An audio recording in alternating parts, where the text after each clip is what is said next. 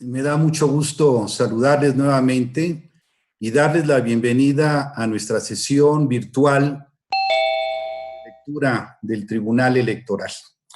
La obra que hoy vamos a comentar es la de Balún Canal, de la escritora y poeta Rosario Castellanos. Esta presentación va a estar a cargo de la doctora Luz María Gaubeca, que familiarmente y con mucho aprecio y respeto le decimos Lucy Gaubeca, quien cursó la licenciatura de Letras Francesas en la Facultad de Filosofía y Letras del UNAM. Tiene también la maestría en Filosofía y un doctorado en Historia como Literatura en la Universidad Anáhuac. Asimismo, tiene diversos diplomados como el de Creación Literaria en la Universidad del Claustro de Sor Juana. En Filosofía también tiene otro diplomado por el Instituto Filosófico de Valmesiana en Barcelona, España. Tiene otro diplomado en Historia de México por el Instituto de Investigaciones Históricas del UNAM. Adicionalmente, Lucy Gaubeca estudió guión cinematográfico con prestigiados guionistas como Javier Robles y Michael Rowe, y también participó como expositor invitada en el Congreso Internacional sobre Humanismo en el Tercer Milenio en la Academia Pontificia de Santo Tomás de Aquino, en Ciudad de Vaticano, Roma, Italia. Tiene varias publicaciones importantes en el área de filosofía, no quisiera referirlas, ahí pondremos a disposición el currículum y estoy haciendo una síntesis muy apretada de su trayectoria profesional. Y podemos decir también que fue coordinadora académica del posgrado en filosofía de la Universidad Anáhuac, y finalmente podemos advertir que ha impartido cursos de literatura y de filosofía en la Universidad Anáhuac, en el Instituto Cultural Helénico, en el ITAM y actualmente en la Facultad de Filosofía y Letras del UNAM. Así que bienvenida, Lucy Gaubeca, y muchas gracias por tu conducción de la obra de Balún Canal, que sugerimos se desarrolle en un lapso de tiempo entre 20 y 30 minutos y que después podamos abrir un espacio para las participaciones de las personas que conformamos este círculo de lectura. Así que adelante, Lucy, bienvenida y estamos muy atentos.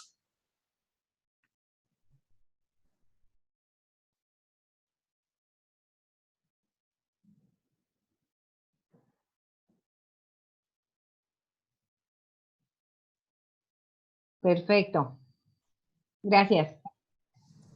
Buenas tardes y es un gusto estar aquí. Agradezco la invitación del Tribunal Electoral del Poder Judicial de la Federación y del licenciado Agustín Millán para comentar una obra tan importante de la literatura mexicana, y a ustedes gracias por tenerme aquí. La obra de Rosario Castellanos tiene una particularidad que nos obliga a exponerla en una doble vertiente, la de los acontecimientos de su vida por un lado y la de sus escritos por otro.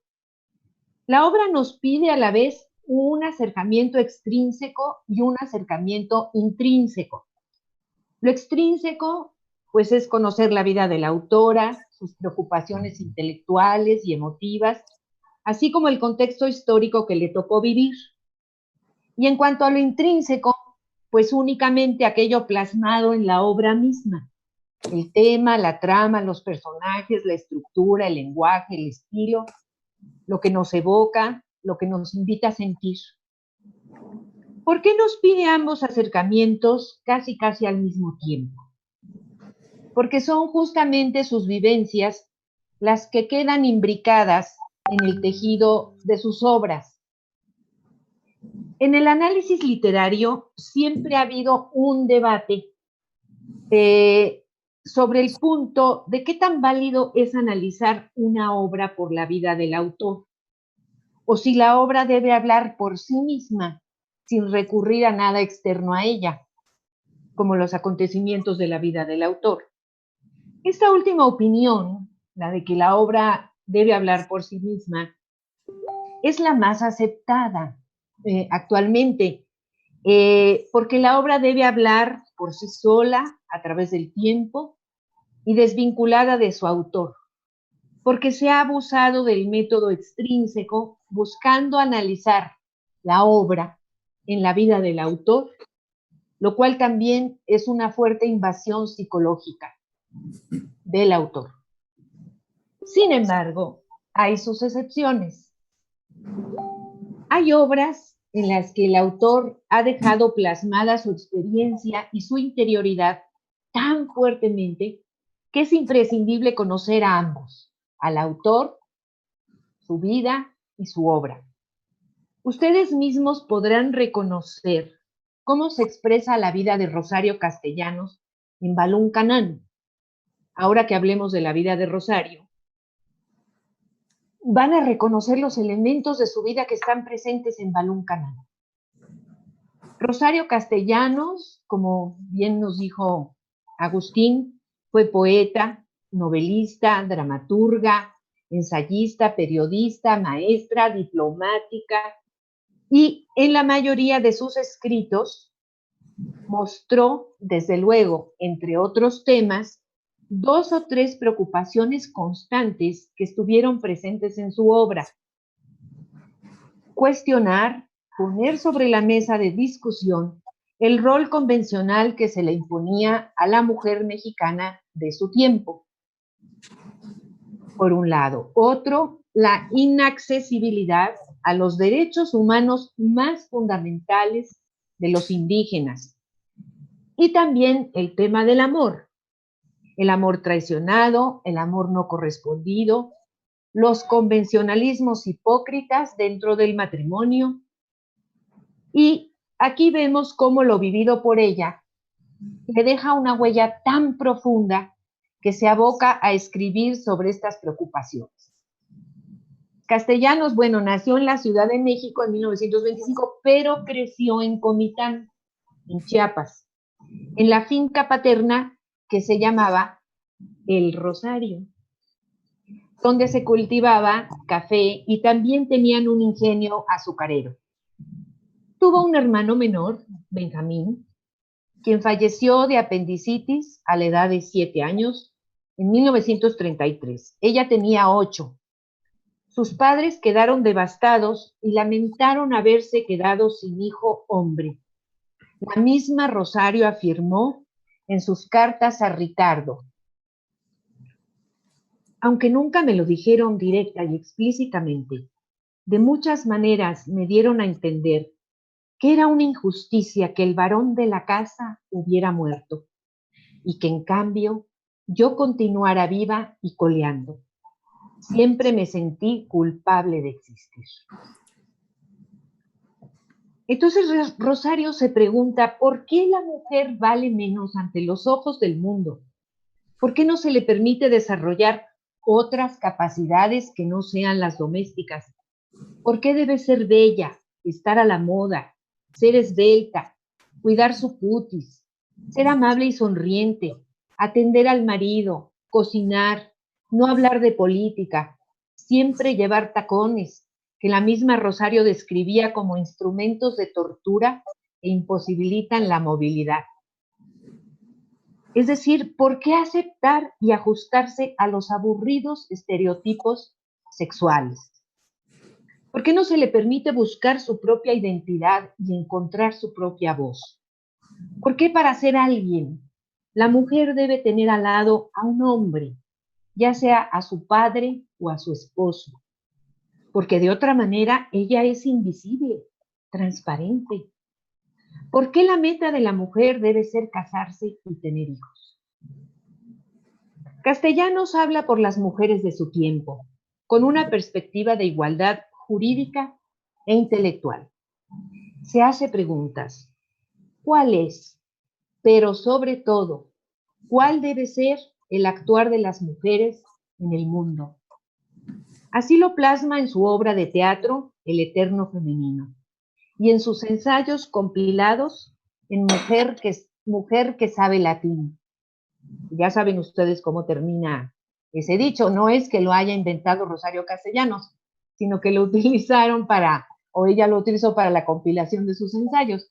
mujer que sabe latín, ni encuentra marido, ni tiene buen fin.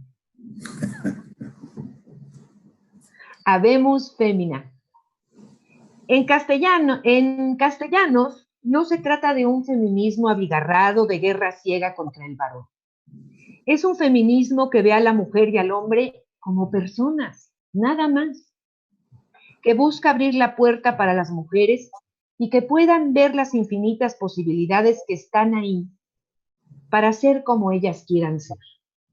Rosario observó a su madre, a su nana Rufina, a las mujeres de Comitán, a sí misma, y vio algo que no le gustó. Era algo que la nulificaba, debido a su sexo, a su género. Ella intenta subvertir la ideología dominante. Su nana Rufina, una mujer celtal, le contaba historias, le hablaba en su idioma celtal. Una niña indígena siempre la acompañaba a jugar a Rosario, como un juguete más, entre otros juguetes. Se llamaba María Escandón. Quien asistió a la boda de Rosario también está María Escandón, pero ya como amiga. Pero Rosario dice en sus cartas a Ricardo: yo no creo haber sido excepcionalmente caprichosa, arbitraria y cruel, pero ninguno me había enseñado a respetar más que a mis iguales, y desde luego, mucho más a mis mayores. Convivió con los indios de la finca, sumisos al patrón, en un nivel inferior, en cuclillas, esperando las órdenes del señor o de la señora. Las mujeres indias también abajo, hincadas, con el telar. Rosario fue sensible a las desigualdades, las vio y le dolieron. Su matrimonio duró 13 años.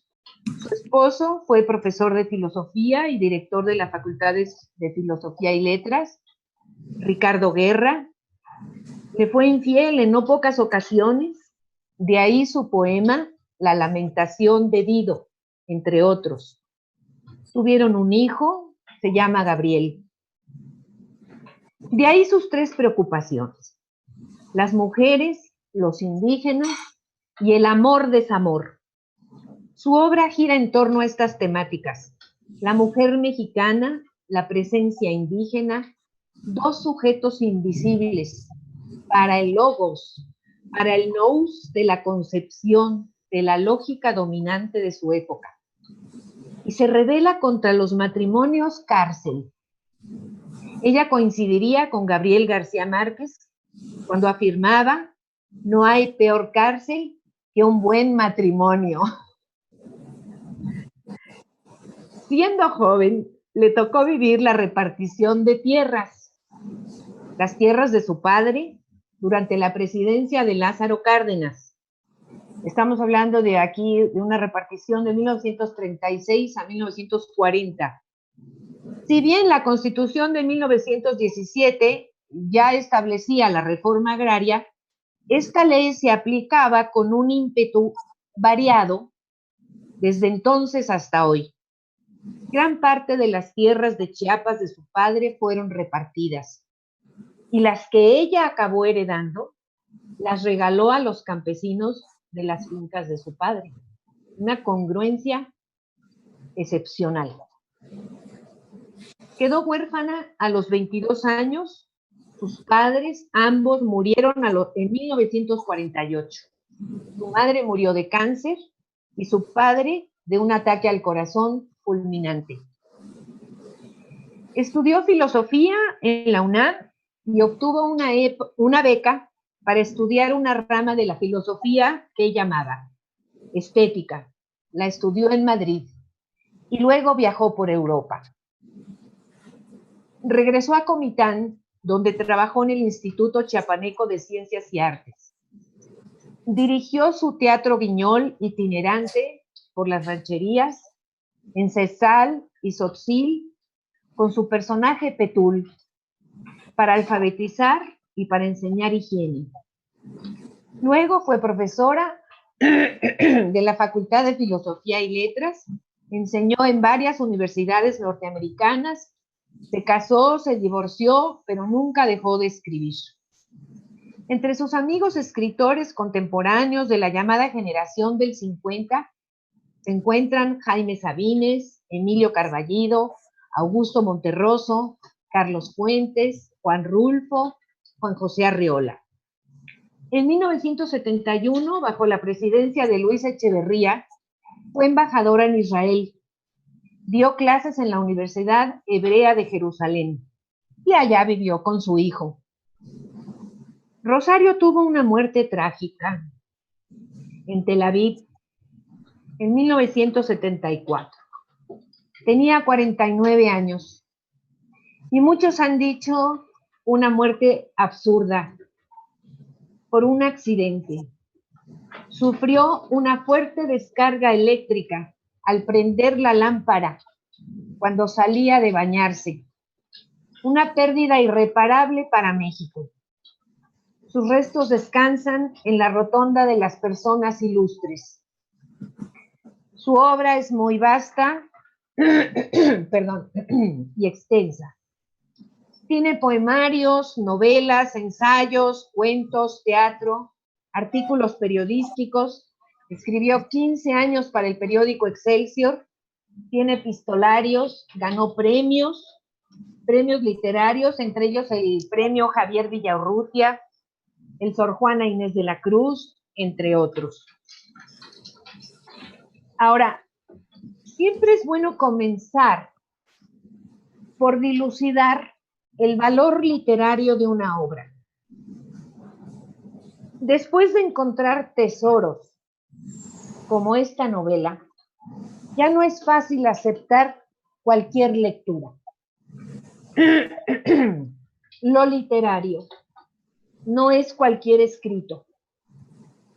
Es el uso bello de la lengua que nos lleva a experimentar emociones. Perdón.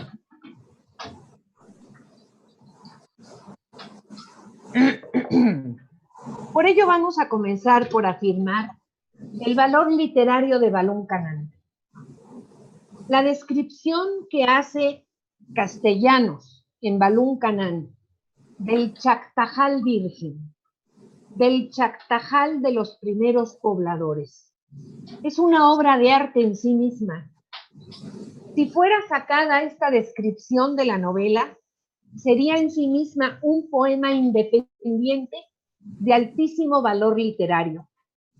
Y hay que leerlo. Y lo voy a leer. Es tan solo una página.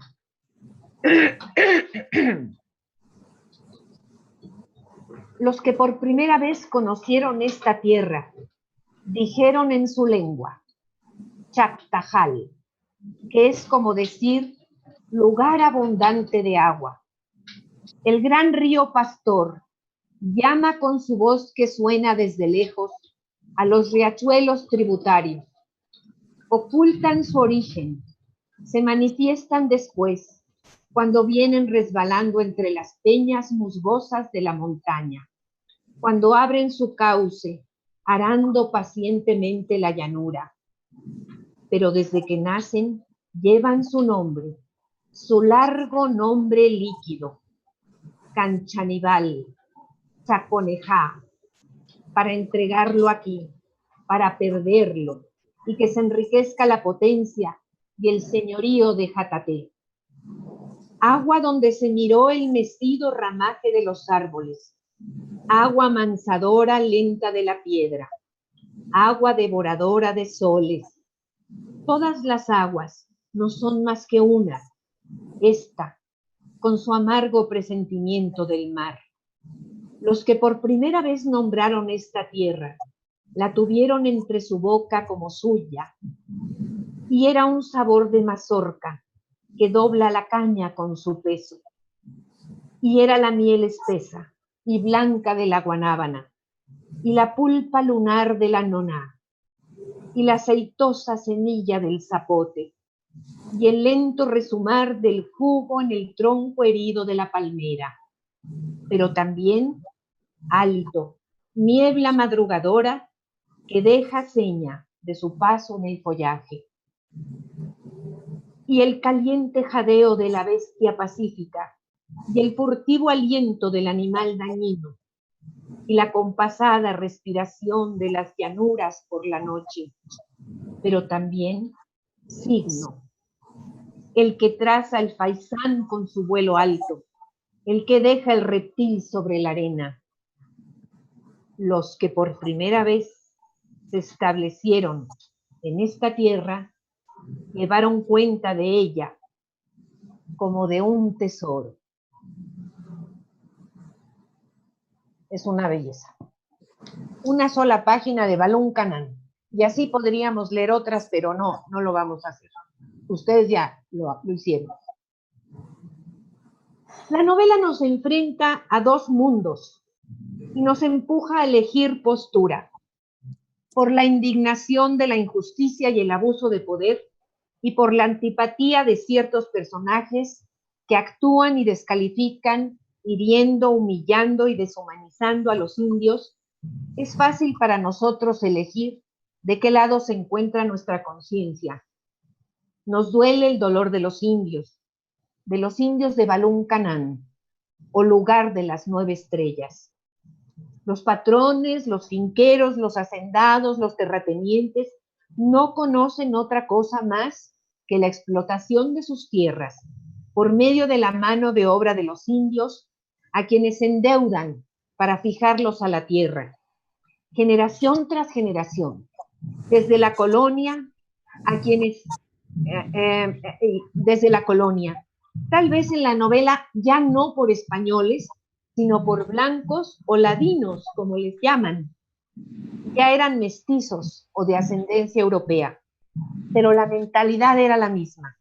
La desconsideración del indio es lo natural, lo normal.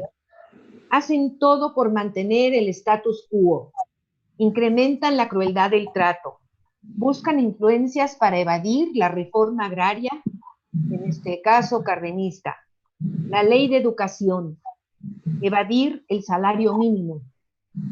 ¿Por qué habrían de hacerse las cosas de diferente manera si 400 años han demostrado que así es el mundo? Para ellos es el resquebrajamiento de los equilibrios, la introducción del caos en el universo, en sus vidas. Pero hay una niña que tiene un pie en cada uno de estos mundos. Su nana le ha convidado un pedazo de su mundo, de su sabiduría, gracias a sus cuentos, a sus canciones, a la cadencia de su lengua, aunque la niña no la entienda. La niña no tiene nombre. No tiene nombre esa niña. Simplemente es la niña. Así está en toda la novela. Carece de aquello que nos delimita como únicos, que nos distingue de otros, el nombre. Pero, ¿por qué habría de tener nombre? Es pequeña, es una infante, no cuenta. Los niños callan y escuchan, y si hacen ruido, deben irse al patio. Y peor aún, es mujer. Es un grano de anís, como le dice su nana. No va a heredar las tierras. No tiene importancia jurídica. No entiende de negocios ni de política. Solo debe asegurarse de casarse para no terminar como la tía Matilde o como Amalia, a las que les da vergüenza ser solteras, porque en ese entonces no hay otra manera de habitar el mundo, o casada o monja.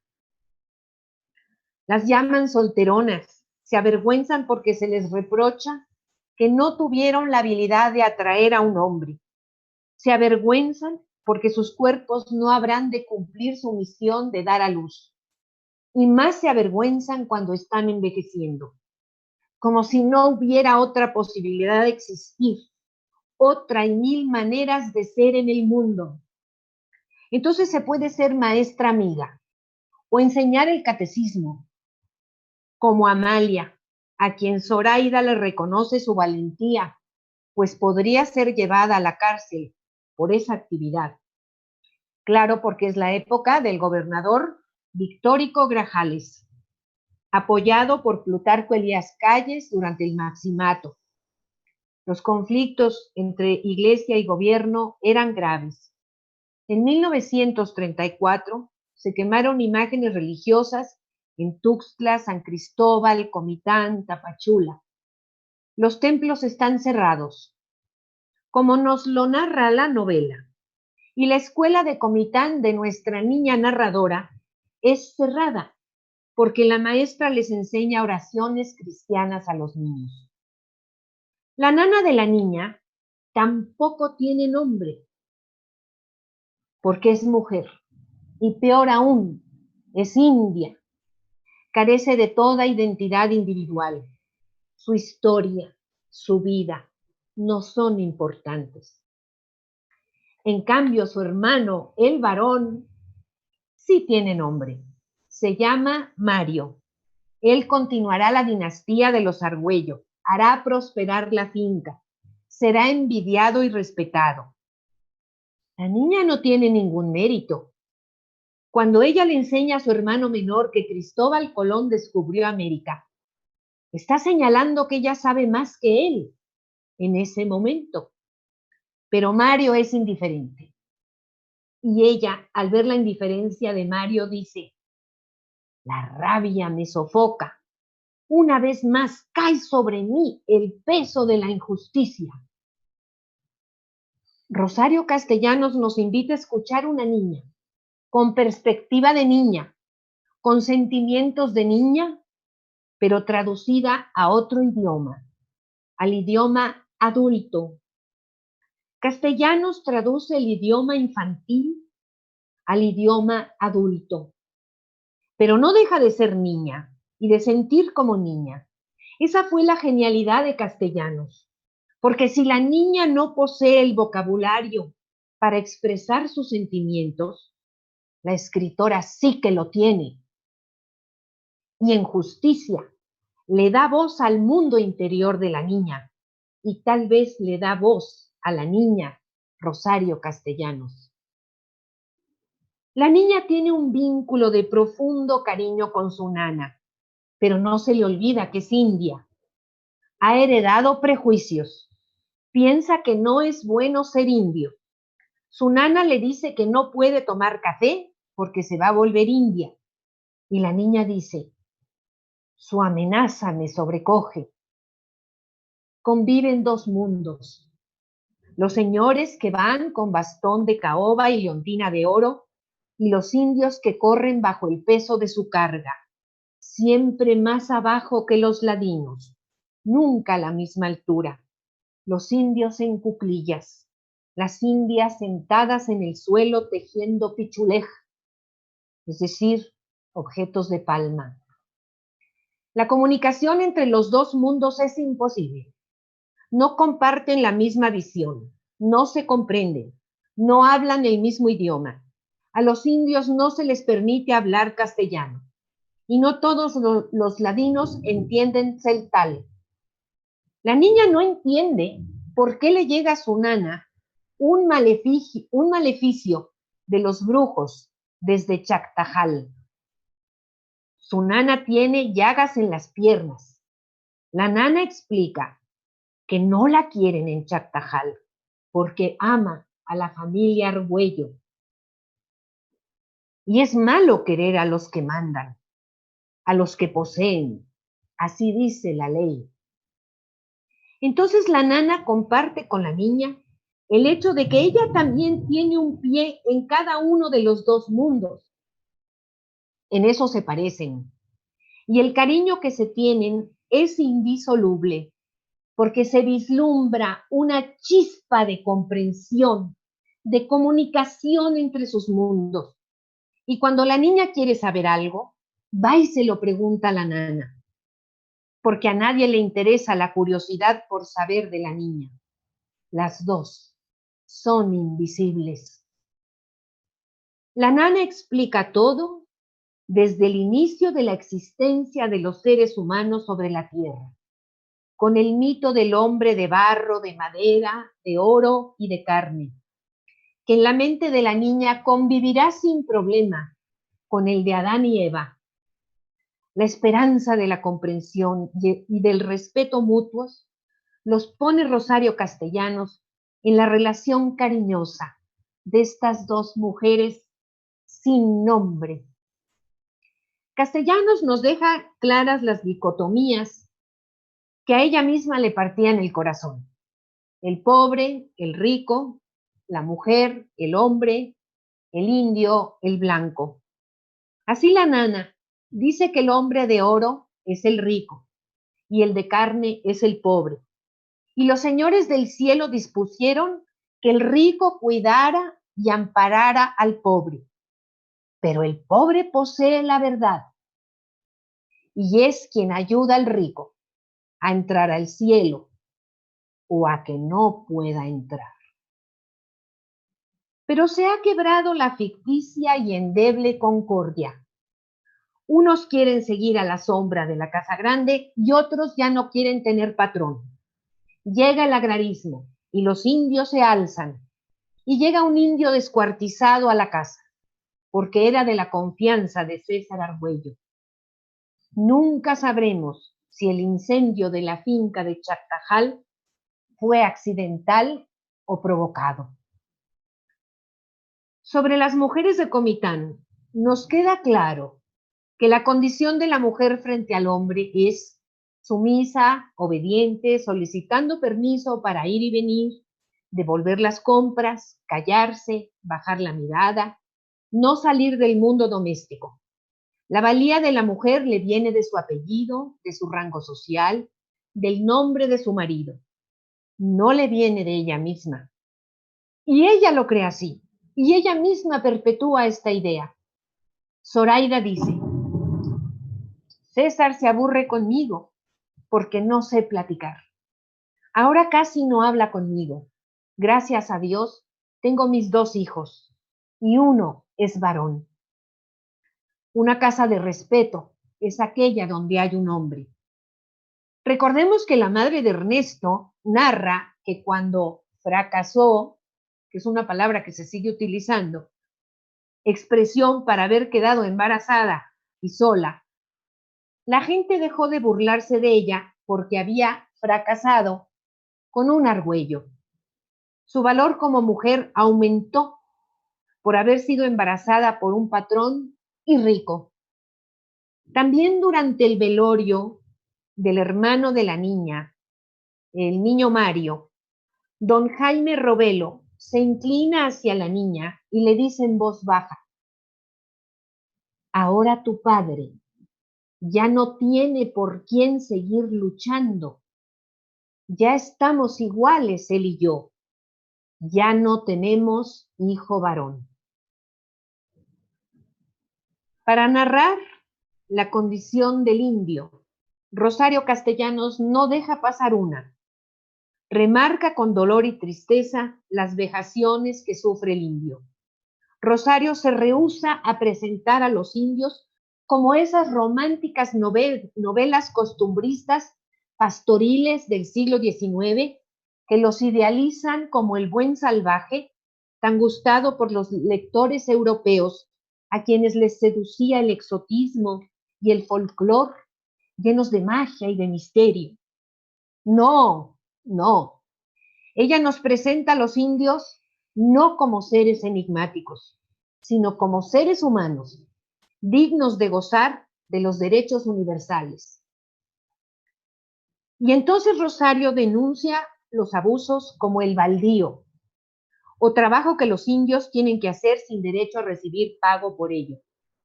Denuncia el rechazo a la educación de los indios y al salario mínimo.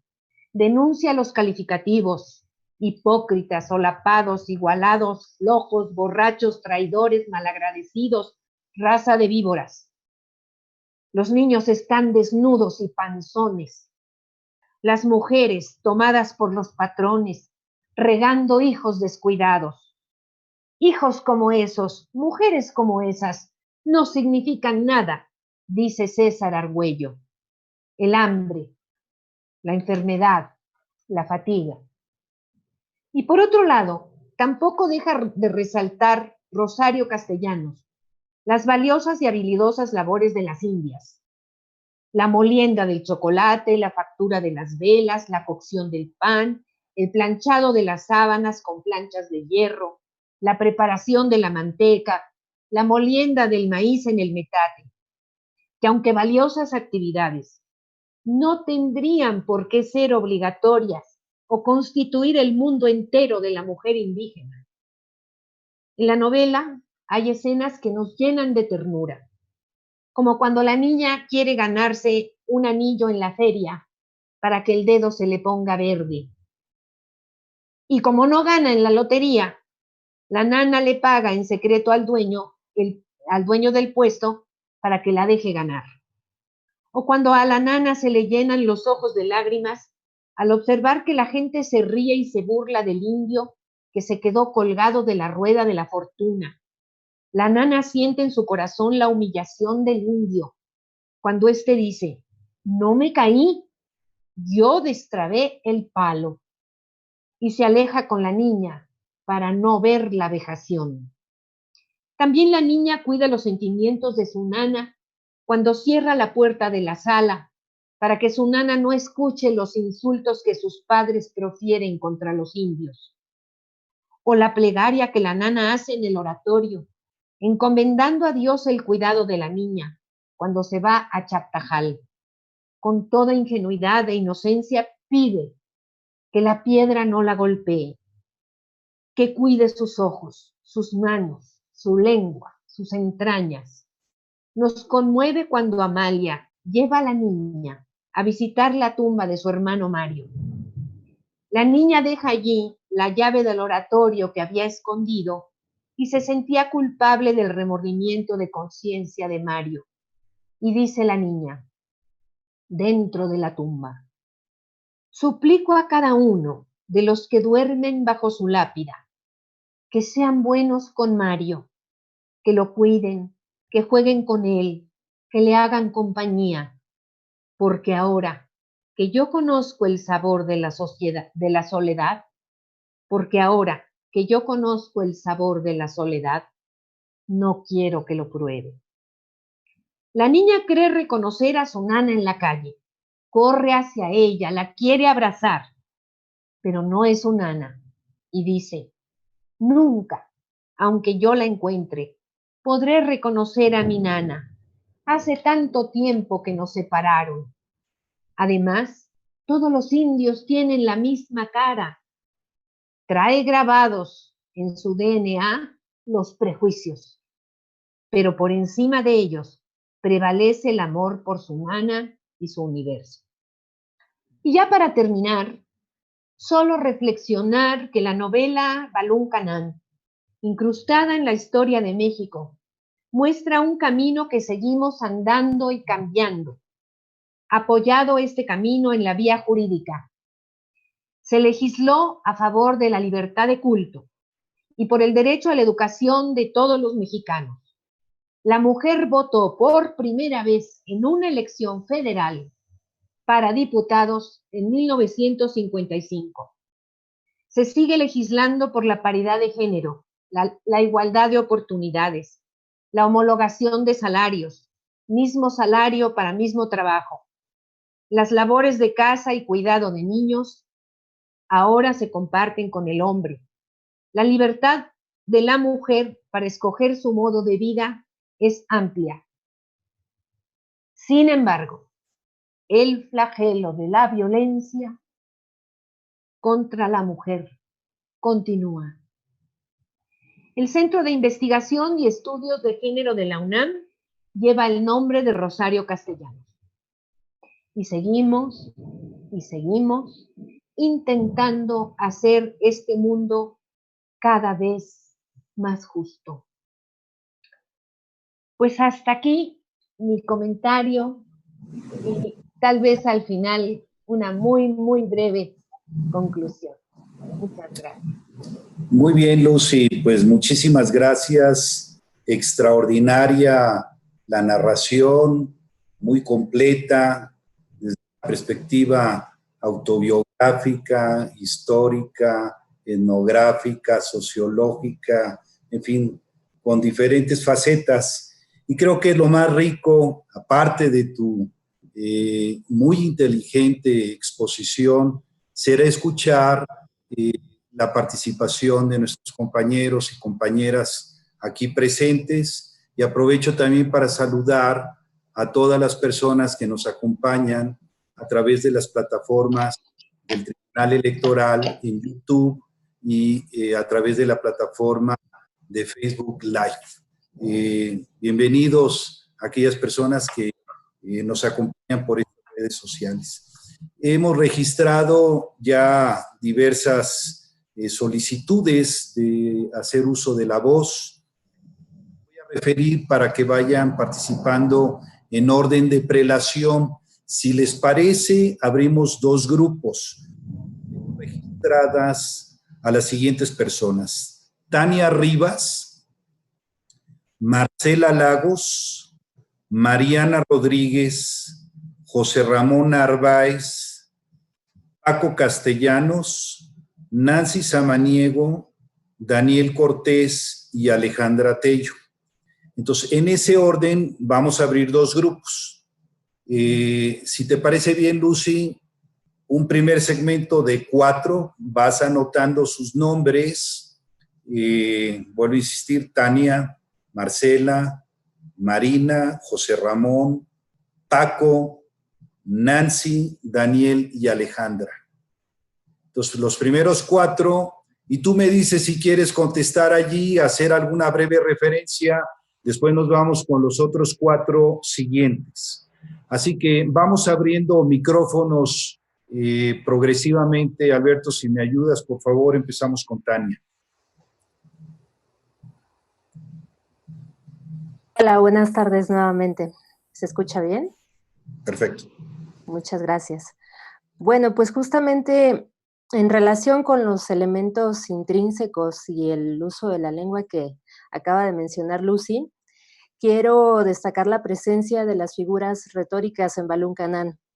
Considero que es muy notable la variedad y cantidad de figuras que presenta la novela, sobre todo en la voz de la niña.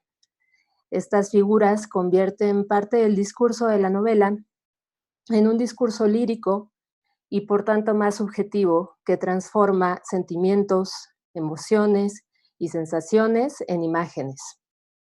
Y al mismo tiempo, por supuesto, estamos ante un discurso narrativo característico de los textos en prosa, por lo cual podría decirse que Balún Canán fusiona ambas clases de discursos. Un tipo de figura retórica que se observa preponderantemente es desde luego la metáfora. Y un ejemplo de esta se da cuando la niña va caminando con su nana y se topan con una mujer soltera que está triste, sintiendo que sus cabellos se vuelven blancos. Aquí no solo se procura una relación de semejanza entre el significado de encanecer y el de envejecer, sino también al combinar los elementos, se advierte que esa mujer está triste porque no ha logrado casarse. A propósito, nuevamente, de lo que mencionó Lucy respecto a la soltería y el envejecimiento. Otro tipo de figura que presenta la novela es la sinestesia.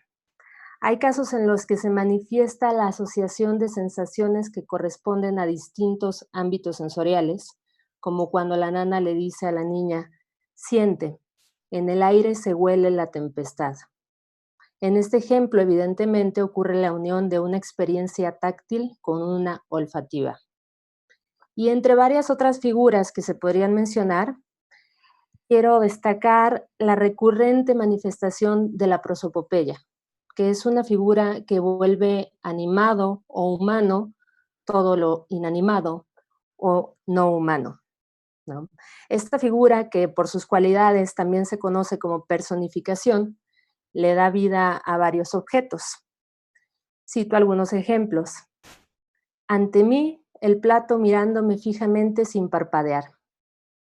Los balcones están siempre asomados a la calle, mirándola subir y bajar y dar vuelta en las esquinas. Uno más, en las alacenas, durmiendo un sueño definitivo, los trastes. Las ollas con su gran panza de comadre satisfecha. Las tazas de ancha risa, los tenedores con sus patitas de garza, muertos. Pero sobre todo llaman la atención las constantes alusiones al viento mediante esta misma figura de las prosopopeyas. Por ejemplo, lo he sentido en verano, perezoso, al referirse al viento. Y toca las puertas y derriba los floreros y revuelve los papeles del escritorio y hace travesuras con los vestidos de las muchachas. Otro ejemplo sería el viento duerme. Se puede inferir entonces que esto se relaciona con la importancia de este elemento, el viento, en Comitán. De hecho, la nana en alguna parte de la novela puntualiza esto, que el viento es uno de los 9 guardianes. El guardián. Así es, un guardián de Comitán. Entonces pareciera que el discurso lírico es empleado por Rosario Castellanos para describir sentimientos, sensaciones, mitos y percepciones. Dejo la línea abierta para quien quiera profundizar en el tema del viento desde otras perspectivas, como la cosmovisión. Y también iba a dejar abierta la pregunta referente al discurso de la niña, aunque ya Lucy nos dio mucha luz al respecto, nos dio ideas muy interesantes, pero iba a preguntar a qué podría estar atendiendo la complejidad de sus estructuras y su vocabulario, si podría considerarse un recurso intencional de la autora. Es todo por mi parte, muchas gracias. Muchas gracias, Tania. Adelante, Marcela. Bueno, ¿me escuchan? Perfecto. Perfecto, muchas gracias. Pues muchas gracias a la doctora Lucy por esta presentación muy atinada que hizo de la obra. Yo solamente diferiría quizá al final en cuanto a los avances que se han tenido en materia de género. Creo que sí, por supuesto que sí los ha habido. Podemos votar, podemos estudiar en la ciudad, pero ¿qué pasaría, por ejemplo, con las mujeres de los Altos de Chiapas, ¿no? Habría que preguntarse eso. Bueno, de mi lectura me gustaría destacar la importancia que tiene la palabra de Balún Canal. ¿A qué me refiero? Es una novela polifónica porque da voz a gran parte de los personajes, quienes incluso en algunos capítulos se convierten en narradores. Por medio de la lengua es posible ver una diferencia que ya mencionaba Lucy, ¿no? Entre la realidad creada por los blancos y por otra parte los personajes indígenas. Por ejemplo, cuando la nana narra el origen de los tiempos a la niña, nos deja ver con ellos su cosmovisión, que por supuesto nos puede resultar completamente ajena porque ha sido construida en su cultura. Y bueno, la lengua, como bien saben todos ustedes, es un medio de configuración, transmisión, preservación de los conocimientos de todas las sociedades y también es una herramienta para su organización. Esto ocurre de manera muy particular en los pueblos originarios, pues mediante la oralidad conservan el acervo de su imaginario, ¿no? A falta muchas veces de la escritura porque muchos de ellos no saben leer ni escribir. La oralidad, en consecuencia, preserva el conocimiento y así lo expresa la nana al inicio de la obra. Y rescato una cita. Y entonces, coléricos, nos desposeyeron, nos arrebataron lo que habíamos atesorado. La palabra, que es el arca de la memoria. Y yo repito, la palabra es el arca de la memoria. Este modo de transmitir los saberes lo replica con la niña Argüello, sin nombre, como ya mencionó la doctora Lucy, pues lo que no existe no se nombra, ¿no? Era invisible la niña. Su cosmovisión, la cosmovisión de la nana, que además es la herencia de las mujeres y los hombres que estuvieron antes que ella, la transmite a la niña por medio de la palabra, a quien cría como si se tratara de su propia hija. Y ella, a su vez, lo asimila como un medio para conocer y entender el mundo. Así reconoce por primera vez al viento que ya mencionaba Tania, y cuando le cuenta de esto a la nana, ella atina a responder con satisfacción y con completa naturalidad, porque para ella es como conoce el mundo, que qué bueno porque es el guardián de su pueblo. Este pensamiento, que nos podría resultar mágico, pervive, por supuesto, en la actualidad, por ejemplo, en la entrada de Tuxtla Gutiérrez, la capital chiapaneca, había un árbol. Este árbol era la pochota, que es un árbol sagrado para los oques. Después de ser talada esta pochota, los oques anunciaron que habría grandes tragedias, ¿no? Por haber sido talada. Hasta ahora los habitantes tuxtlecos pues han presenciado en esa entrada a la ciudad muchos accidentes automovilísticos, ¿no? En una gran coincidencia con este pensamiento quizá mágico para entender la realidad. Más adelante, La nana expresa la importancia que tiene la palabra en su cultura, en la manera de configurar y entender el mundo, y señala que ésta es ajena a los otros, a los blancos, a los ladinos. Y cito, los que vinieron después bautizaron las cosas de otro modo. Nuestra Señora de la Salud, este era el nombre de los días de fiesta de los indios, que los indios no sabían pronunciar. Les era ajeno, como la Casa Grande, como la Ermita, como el Trapiche. Por supuesto, los indios no tenían palabras para nombrar lo que no conocían. En otro pasaje, Rosario Castellanos nos lleva a la curandera Mantita de Ocosingo, que ahí creo que ella no era indígena, pero igual la palabra tiene importancia, ¿no? Encargada de quitarle el mal de agua a Matilde. La curandera hace de todo para sacarle del cuerpo las distintas enfermedades que va adivinando después de cada conjuro fallido, pero al final nos enteramos de que la curandera astuta siempre supo que no se trataba de ninguna enfermedad, sino de un embarazo no deseado producto de una violación. Entonces, la literatura nos ayuda a crear vínculos, por supuesto, y todos estos pasajes que comento y que están relacionados con la oralidad, a mí me llevaron a otra obra que quería compartirles y que yo conocí cuando estuve allá viviendo. En San Cristóbal de las Casas está esta editorial, se llama Taller Leñateros, no podía dejar de compartirlo. Esta obra se llama Conjuro y Heredades, Cantos de Mujeres Mayas, y justamente reúne cantos, poesía de mujeres que no saben leer ni escribir en tzotzil, así como la nana. Y por ejemplo, tenemos aquí en Salmo para tapar la fiebre, para que el perro no ladre al novio, un canto. O por ejemplo, para que no venga el ejército. También está ilustrado y bueno, está muy padre. Pero bueno. Entonces, ¿qué relación tiene esta obra que les acabo de mostrar con estos pasajes de Balún Canán? Pues en lo que ya mencionaba al principio, ¿no? En que confieren a la palabra la importancia creadora y además en ambas las mujeres son quienes reúnen el conocimiento y lo entregan por medio de la oralidad. Y esa sería toda mi intervención. Muchas gracias. Gracias, Marcela. Seguiría Marina Rodríguez y después José Ramón Narváez.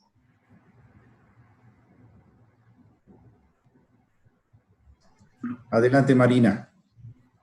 Sí, ¿me escucha? Sí. Sí. Hola, bueno, pues yo quisiera retomar un poco lo que dijo Lucy, lo que dijo Tania, lo que dijo Marce. Por ejemplo, con esta cuestión del viento, ¿cómo es un ejemplo de cada uno de los elementos que ofrece la autora y que se pueden observar, disfrutar y analizar desde diferentes puntos de vista, ¿no? Como lo mencionaba Tania, podría ser una figura retórica, puede ser un simple elemento del lenguaje, pero bueno, como elemento de lenguaje, esto nos lleva a el mundo que mencionaba Lucy, el mundo indígena o la cosmovisión indígena, mediante todos estos discursos míticos, ¿no? Y en el viento, por ser uno de los 9 guardianes, una de las grandes leyendas de los indios, bueno, nos adentra a su mundo, ¿no? Y aquí, bueno, quiero resaltar, tratar a lo mejor un poquito más lo de la cosmovisión indígena, porque toda la obra está bañada o está llevada por medio de estos elementos, ¿no? La combinación de los dos mundos, el del hombre blanco y el del indígena, a través de la niña, ¿no? Que como narradora de la obra empieza a adentrarse a la forma de ver este mundo desde la perspectiva de su nana. Pues la niña, a pesar de que es blanca, herencia católica, acepta esta forma de ver el mundo y sus valores. Esto pues puede ser por la ausencia de la madre, si no en una forma física, sí de manera afectiva. pues la nana le brinda todo el cariño, las caricias y toda la atención que ella anhela. Como lo mencionó Lucy, por ejemplo, en su viaje a Chactajal, la nana hace una oración, pero la niña cuando esa ya se siente sola, bueno, se le aparece la nana en espíritu entre la neblina y le dice que está con ella, ¿no? Y que cuando la llame, acudirá. La niña sabe que la nana es quien le da las respuestas, entonces ella le está brindando pues el conocimiento, ¿no? Por esa cercanía que tiene. Como lo mencionó Lucy, esa cita es muy clara, dice, como de costumbre, cuando quiero saber algo, voy a preguntárselo a la nana, ella sabe muy bien de dónde obtener ese conocimiento, de dónde obtener esa sabiduría. Y bueno, es en esta cosmovisión mesoamericana que la niña encuentra un sentido y un lugar, un valor y una pertenencia, pues en su mundo son los hombres quienes ocupan esos espacios, como si no importara si las mujeres, incluida la niña, existieran o no. Y el ejemplo más claro que tiene la niña, pues es la preferencia de su madre por Mario, ¿no? Por su hermano.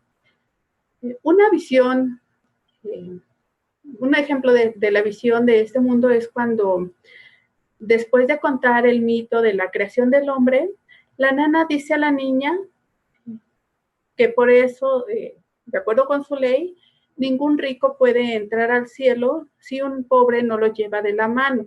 Entonces la niña pregunta, ¿que quién es su pobre? Todavía no se da cuenta, pero la niña está mezclando ese mundo. Ella sabe que es el rico, pero acepta la leyenda del pobre, ¿no? Entonces, pues la niña da por válida cualquier información que la nana le brinde.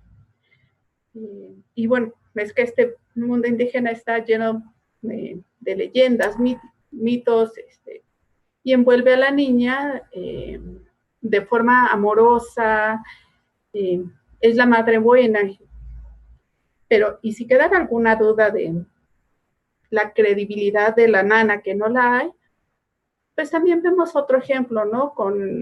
Que le da el tío David al hablar de los 9 guardianes. Hay una cita donde, bueno, esta la voy a leer, y que dice, y tú, Mario, cuando vayas de cacería, no hagas lo que yo.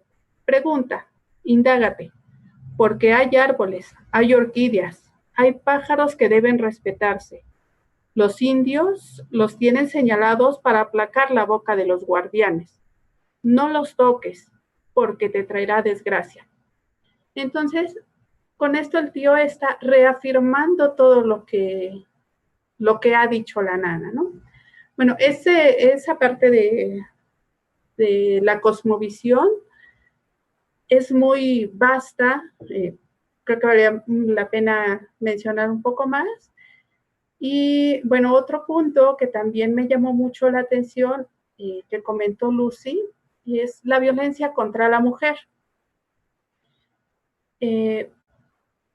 Híjole, aquí creo que la novela tiene vigencia por muchos temas, muchos puntos, y creo que este es uno de los más fuertes, porque se sigue presentando, ¿no? A las mujeres en general en la obra, por ejemplo, hay muchas palabras que la describen. El hombre escoge a la mujer. Ella puede aceptarlo o no, pero no tiene la oportunidad de escoger, ¿no? O los señores tenían derecho a plantar su raza donde quisieran.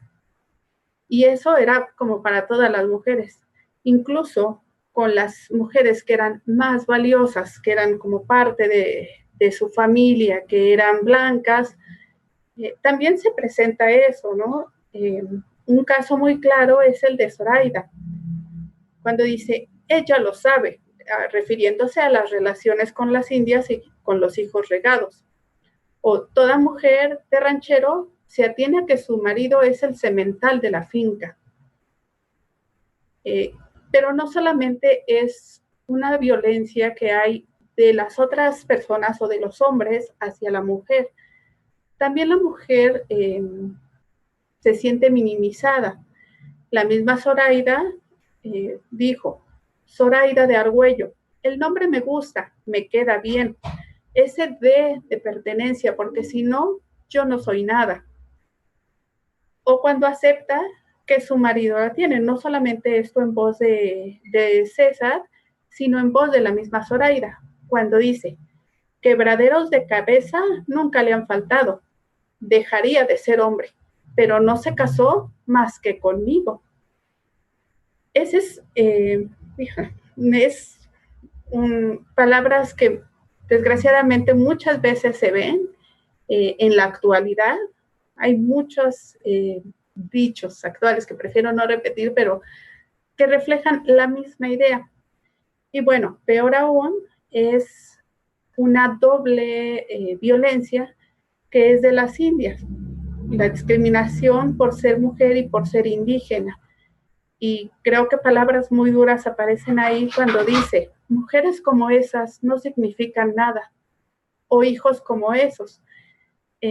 Ahí no solamente está denigrando a la mujer, sino a los hijos de esas mujeres, ¿no? O sea, los animales tienen más valor que esas mujeres. O cuando las ofrece o las menciona como si fueran cualquier cosa. Cuando César le dice a Ernesto, ahí están las indias a tu disposición.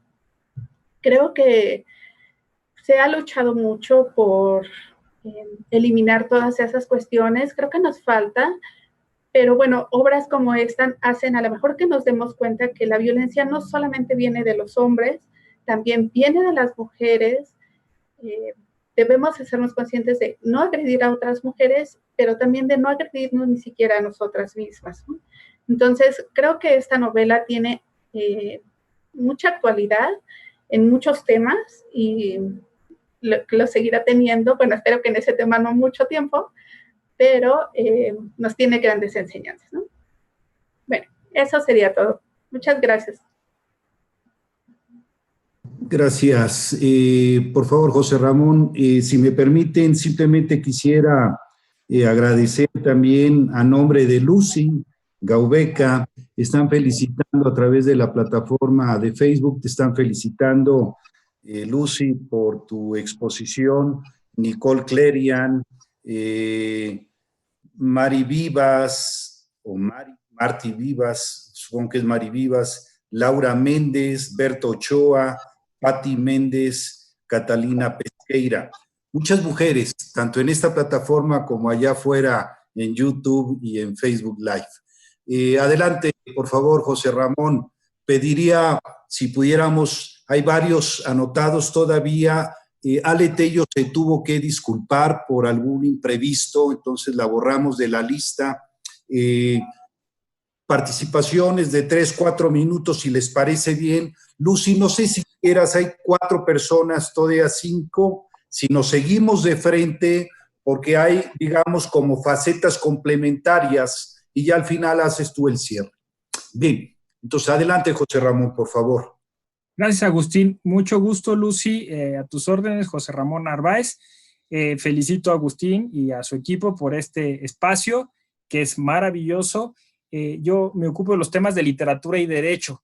Entonces, pues voy a tratar de llevar agua a mi molino y luego lo voy a relacionar con algunas cuestiones, pero brevísimas, sobre cultura popular y que tiene que ver con otros productos relacionados con esta grande obra. Bueno, me engancho con lo que dijo Tania sobre la metonimia. Creo que efectivamente hay un lenguaje muy rico y eso suma mucho al derecho, porque estamos hablando que ahora que está en boga todo esto de la interpretación jurídica, la argumentación jurídica, es muy importante aclarar que en temas interculturales la hermenéutica indígena de nuestros grupos y nuestros pueblos originarios es muy rica en figuras literarias. No es un lenguaje lineal, es un lenguaje, pues eso, metonímico, que tiene muchas comparaciones, que acude a muchas figuras literarias, y creo que esto es importante para el derecho, que el derecho quiere ser muy acotado, muy formal, y me pareció lo que Lucy dijo muy interesante, ¿no? Que las niñas no argumentan. Creo que ese es un tema que tenemos que empezar a tratar. Parece que la argumentación jurídica fuera masculina, patriarcal, de índole occidental, europea, y aquí hay un símbolo de que se puede hablar, argumentar, que hay otras narrativas y que esas las tenemos que empezar a conocer y aprovechar.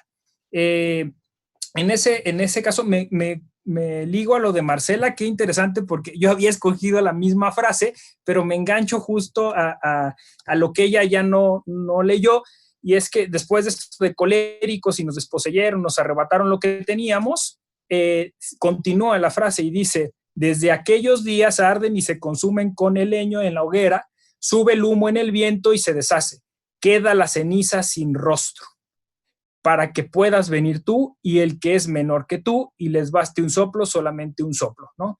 Y ahí está otra figura retórica interesante, la ceniza sin rostro, como, que es muy, muy explotada también, por ejemplo, por Rulfo, esta idea del fuego que lo quema todo, que lo consume, incluso también creo que en Azuela, estos campos áridos quemados, en los que supuestamente esa quemazón tendría que dar el renacimiento a una nueva cosecha, pero a veces no la hay y hace a la tierra infértil.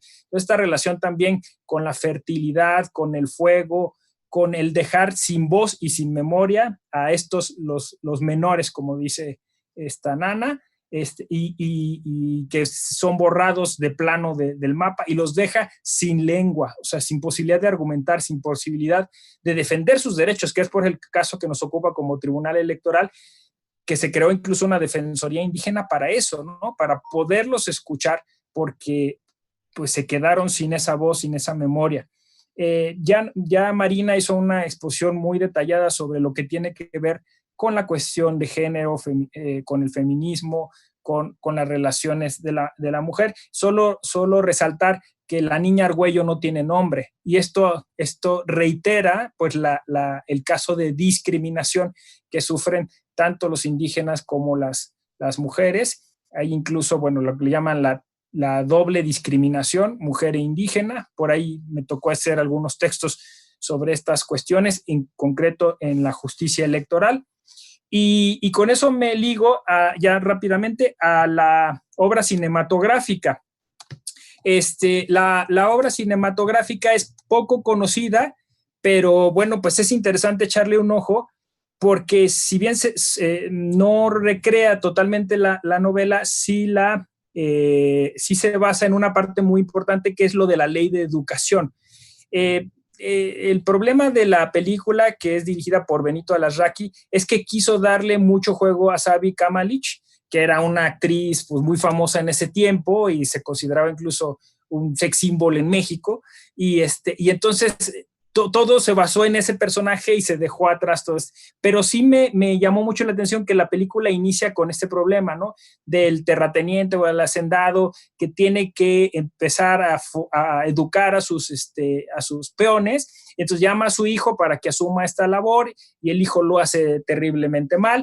Y entonces ahí esta idea de que las reformas constitucionales, las reformas legales, no hay una política, no hay una forma de aterrizarlas, de socializarlas, y generan esta violencia, estas tensiones, pues porque se hacen así, ¿no? O sea, se hacen desde una cúpula, se hacen sin un estudio sociodemográfico para saber cómo se va a implementar. Creo que también pasa a veces con las sentencias, y creo que también ha sido una bandera de este tribunal, pues tratar de hacer sentencias sencillas, con un lenguaje sencillo, hacer una especie también de estudio para ver cómo va a recibirse la sentencia, porque no podemos, o sea, hacer esta cuestión como vertical. Y la película se basa mucho en eso, ¿no? En este choque que podríamos decir, o sea, la violencia que genera la ley y la reforma constitucional, por decirlo de algún modo. Y por último, bueno, pues obviamente los adioses, ¿no?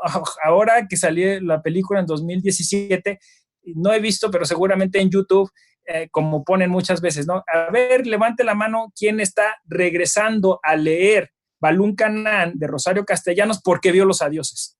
O sea, decir que ahora los millennials se acercaron a Rosario Castellanos afortunadamente, por esta película.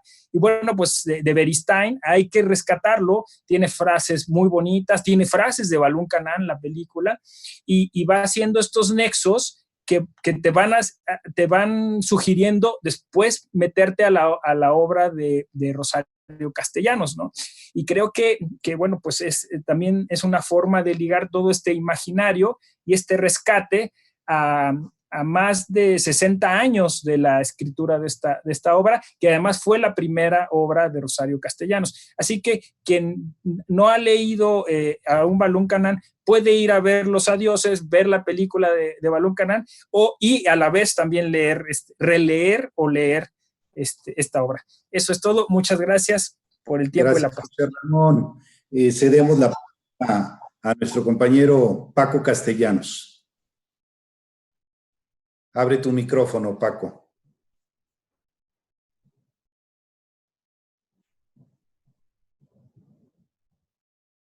¿Está abierto el micrófono de Paco?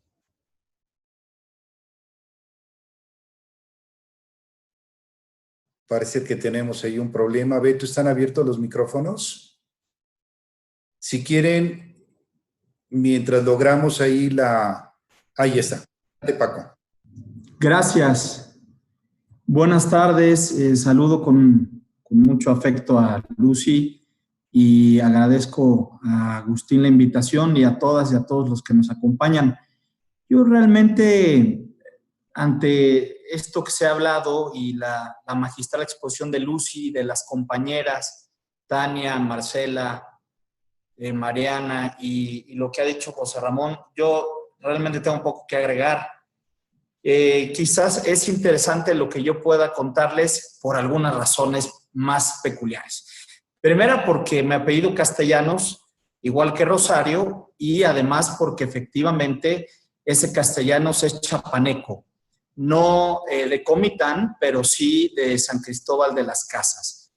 Y cuando yo conocí evidentemente la obra de Balún Canán hace muchos años, porque toda la familia de mi padre es chiapaneca, y resulta que nosotros tenemos una historia muy interesante porque mi bisabuelo fue un hacendado más o menos relevante en Chiapas, y hagan ustedes de cuenta que estamos hablando de el personaje de César Argüello, guardando todas proporciones, y mi bisabuela, que era sirviente en su casa, terminó siendo una de sus mujeres. Mi bisabuelo tuvo 39 mujeres, o eso nos decían en el seno familiar.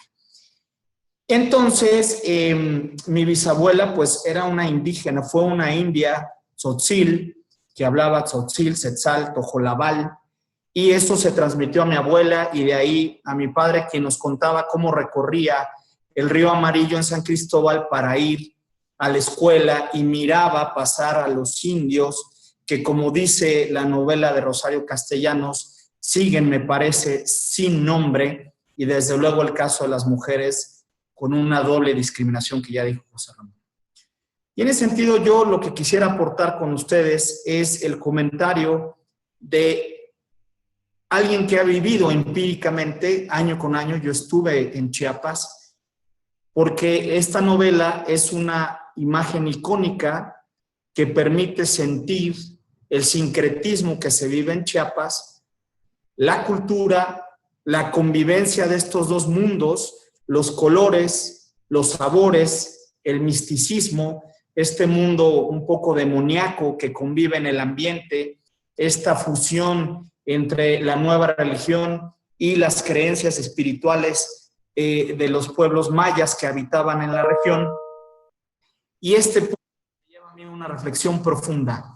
Cuando se nos dice no habrá posibilidad jamás de conectar ambos mundos, y yo pensaba desde hace mucho tiempo en que sí hubo una forma que Rosario Castellanos reflejó y que podríamos describirlo de la siguiente manera. En el mundo, en la sociedad, en la política, está la política, la sociedad y el mundo mismo desde arriba, y el mundo y la sociedad desde abajo. Normalmente quienes entienden el mundo desde abajo tienen como características la crítica, el conflicto, la reforma y la revolución. Y eso es lo que marcó a Rosario Castellanos, quien fue a reivindicar y a revolucionar los derechos de las mujeres y de los indígenas. Y me parece que ahí está ese puente que permite desde esa base del mundo y de la sociedad desde abajo transmutar la idea hacia arriba de respeto, de inclusión, de reivindicación y de protección amplia de los derechos humanos.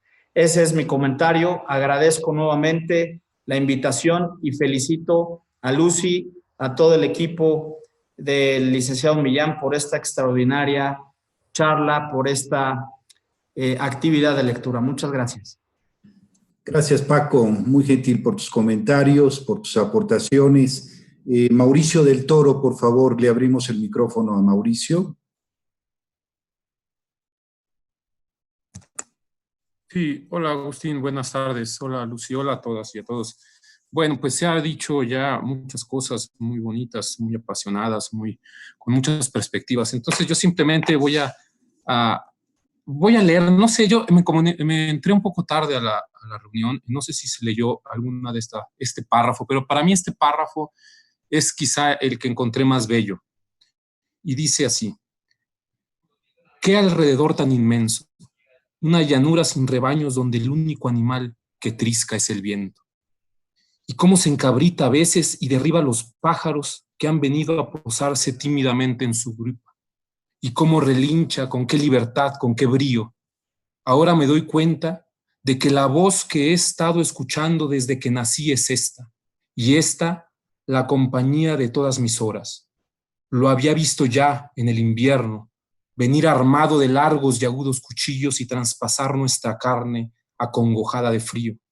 Lo he sentido en verano, perezoso, amarillo de polen, acercarse con un gusto de miel silvestre entre los labios, y anoche, dando alaridos de furia, y se remansa al mediodía, y cuando el reloj del cabildo da las 12, y toca las puertas y derriba los floreros y revuelve los papeles del escritorio y hace travesuras con los vestidos de las muchachas. Pero nunca, hasta hoy, había yo venido a la casa de su albedrío y me quedo aquí con los ojos bajos porque la nana me lo ha dicho, es así como el respeto mira a lo que es grande.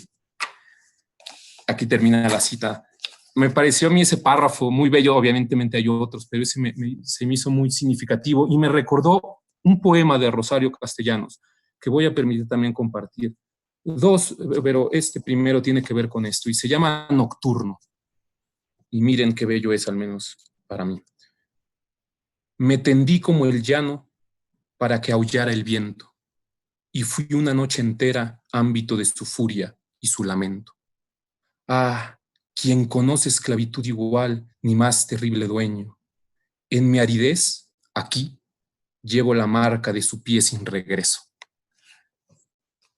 Y el último que quiero compartir se llama Nostalgia, y este no habla del viento propiamente, sino del silencio, que también es otro elemento que está muy marcado en la obra de Balún Canán.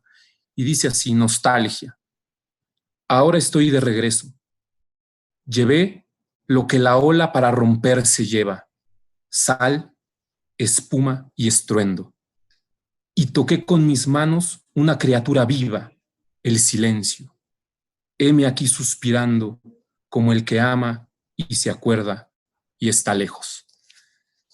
Bueno, pues yo dejaría aquí pues no sé si es comentario, simplemente está este recuento de alguna palabra de Rosario Castellanos, que por supuesto es una enorme poetisa y por supuesto también una gran novelista con esta primera novela. Y gracias, Agustín, y gracias a todos por compartir sus emociones, sus pensamientos. Un abrazo, Mauricio. Muchas gracias por la lectura de estos fragmentos muy bonitos. Nancy, por favor, tienes abierto el micrófono. Adelante. Buenas tardes. ¿Qué tal? Primera vez en este círculo de lectura. Estamos atendiendo una invitación que nos extendieron por ser parte de la red de bibliotecas. Yo soy del Instituto Federal de Especialistas de Concursos Mercantiles. Y con gusto hago hoy una pequeña intervención. Me parece que evidentemente pues ya vimos todo los aspectos por los cuales se puede abordar la obra de Balún Canam en específico, que puede ser desde el feminismo, el indigenismo, la poesía, la política, y únicamente quería resaltar que en esta obra de Balún Canam creo que se disfruta desde la primera página, porque es una especie de película llena de tantas imágenes que nos deja cada fragmento, que describe cómo es un paisaje, cómo es una circunstancia. Y esto me pareció desde el principio que va muy de la mano con lo que deja ver en su obra, por ejemplo, Carpentier, que habla del realismo maravilloso, que es llevar las circunstancias comunes y cotidianas a algo irreal o maravilloso. Y esto se nota cada vez que la niña, desde su perspectiva, puede ir elaborando o describiendo todo lo que su nana la acompaña a vivir, y que podemos ver desde ahí que su comparación, la visión de la niña sin nombre, de 7 años, es una visión muy parecida a lo de los indígenas. Retoma mucho cómo ven la vida los indígenas, y se compara por el nivel de edad de la niña, como que comparten mucho esa visión, y de ahí me parece que Rosario Castellanos tomó mucho material para poder desarrollar de esa manera. Sí vivió ella en la experiencia, pero no la está reflejando de una manera en la que se queje o exhiba las injusticias, sino una manera, me parece, muy externa, y pues sí, me parece muy una forma de denunciar lo que vivían los indígenas, pero sin que sea el indígena el que esté denunciando o el que esté exhibiendo esa injusticia. Y me parece que lo hizo de una manera magistral al usar el realismo maravilloso. Creo que esa sería la única aportación que puede hacer de momento. Muchas gracias, Lucy, maravilloso. Creo que dijo todo, abordó todos los aspectos, y al licenciado Agustín Millán, gracias por la invitación. Sería todo, gracias. Al contrario, Nancy, muchas gracias por tu participación. Había un par de personas por ahí que habían levantado la mano, ya la bajaron. Déjenme checar.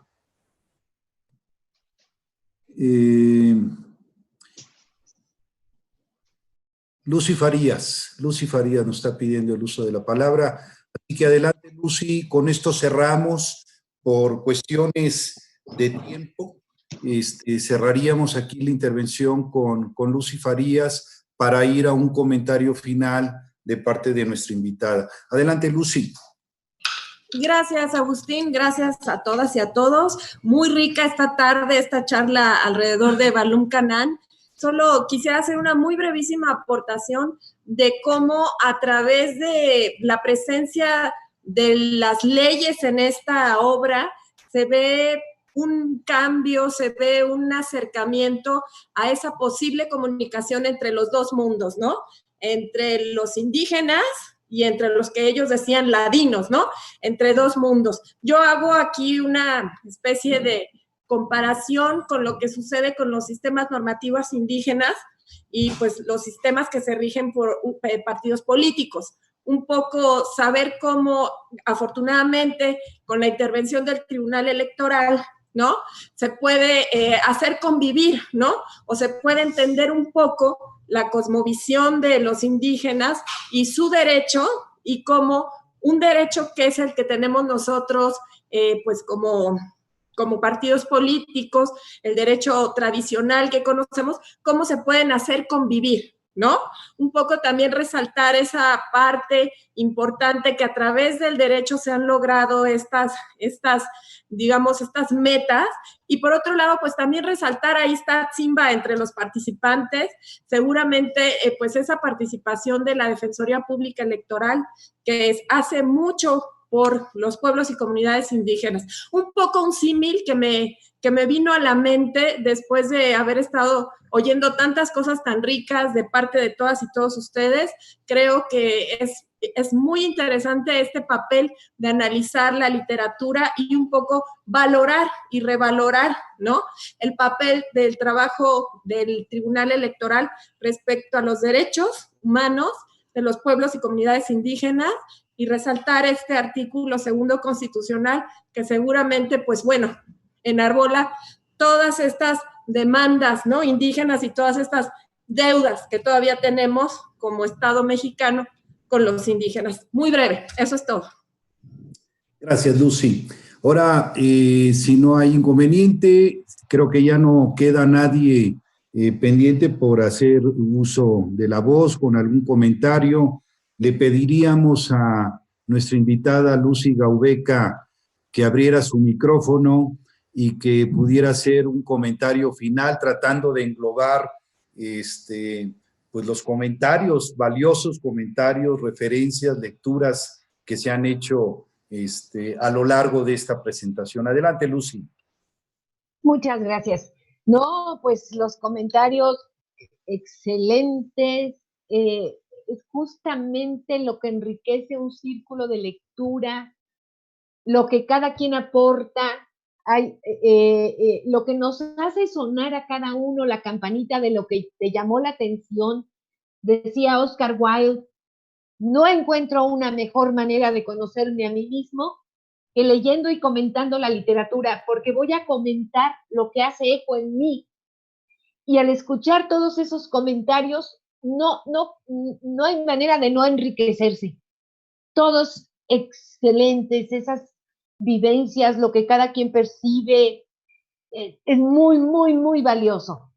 Efectivamente, la esperanza de la comprensión de los dos mundos de Balún Canán, esa esperanza sigue viva. Todavía hay mucha incomprensión. Se sigue luchando por la igualdad de oportunidades sin romper las tradiciones locales. ¿Cómo se hace eso? ¿No? Porque derechos tienen todos los mexicanos tenemos los mismos derechos. Pero está faltando ese respeto mutuo, esa delicadeza, lo que decía Rosario Castellanos, esa comunicación entre la nana y la niña, amorosa. A veces se nos olvida la palabra amor, o sea, no sé. La cosa es que también continúa la esperanza de que la mujer pueda habitar este mundo de una manera plena, pero desde otra ontología, desde otra forma de ser en el mundo, que ya no sea un segundo término.